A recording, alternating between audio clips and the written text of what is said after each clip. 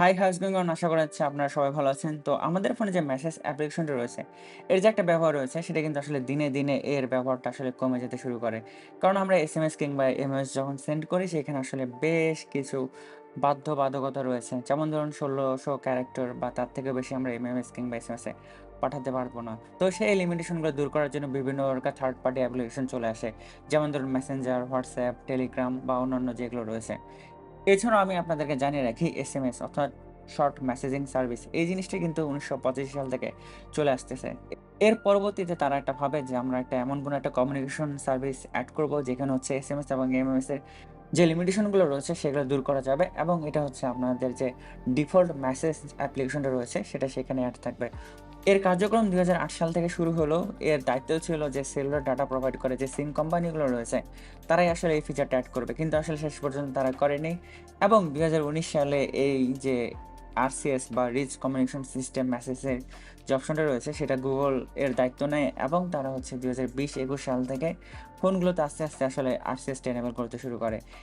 এর যে একটা প্রচার প্রচারণা থাকা দরকার, তারা ভাবে আসলে আমরা আর্টসের সম্পর্কে আসলে খুব একটা ধারণা আমাদের নাই। তবে আজকে আপনাদেরকে দেখাবো আপনাদের ফোনের মধ্যে আপনারা কিভাবে আর্টসেসটা এনেবল করবেন। এর জন্য আপনাদেরকে মাস্ট একটা অ্যান্ড্রয়েড ফোন থাকা লাগবে। তো এর জন্য ১ম এ আপনারা মেসেজ অ্যাপ্লিকেশনটাতে যাবেন। তারপরে হচ্ছে মেসেজ অপশন থেকে মেসেজ সেটিং নামে যে অপশনটা রয়েছে সেখানে যান। তারপর উপরের দিকে যে আরসিএস চ্যাট নামে যে অপশনটা রয়েছে সেখানে যান।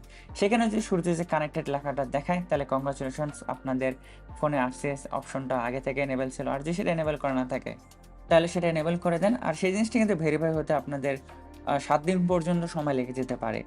এরপরেও আপনাদেরকে বলে রাখবো সেখানে যে ডাটা লিমিটেশনটা রয়েছে সেটা 100 এমবি থেকে একটু বেশি করে দেন। তাহলে হচ্ছে আপনারা ১০০ মেগাবাইটের থেকেও বেশি ফাইল আপনারা ট্রান্সফার করতে পারবেন।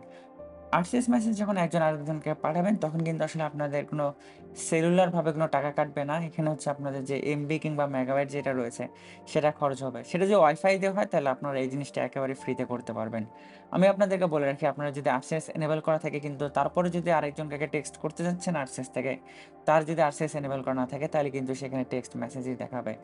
আপনারা যদি আপনাদের ডিফল্ট মেসেজ অ্যাপ্লিকেশনে যদি RCS অপশনটা না পান, তাহলে আপনাদেরকে Google মেসেজেস নামে যে অ্যাপ্লিকেশনটা রয়েছে সেটা নামিয়ে নিতে হবে।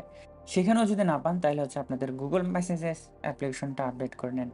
এর ফলে আপনারা RCS এর যে একটা এক্সপেরিয়েন্স রয়েছে তো সেটা আপনারা পেয়ে যাবেন। আমার মূল কথা হলো আপনারা যে ডিফল্ট অ্যাপ্লিকেশনে যদি সবগুলা মেসেঞ্জার অ্যাপ্লিকেশনের যে সুবিধা পেয়ে থাকেন তাহলে কেন আপনারা বাইরে থেকে আপনার থার্ড পার্টি কোনো মেসেঞ্জার আপনারা ইনস্টল করবেন। তো আশা করা যাচ্ছে আমি আপনাদেরকে AdSense সম্পর্কে ধারণা দিতে পেরেছি। আর যে ভিডিও ভালো লাগে থাকে ভিডিওতে একটি লাইক আর যারা এখন পর্যন্ত আমার চ্যানেলটা সাবস্ক্রাইব করেননি আশা করা যাচ্ছে আপনারা আমার চ্যানেল সাবস্ক্রাইব করে ফেলবেন।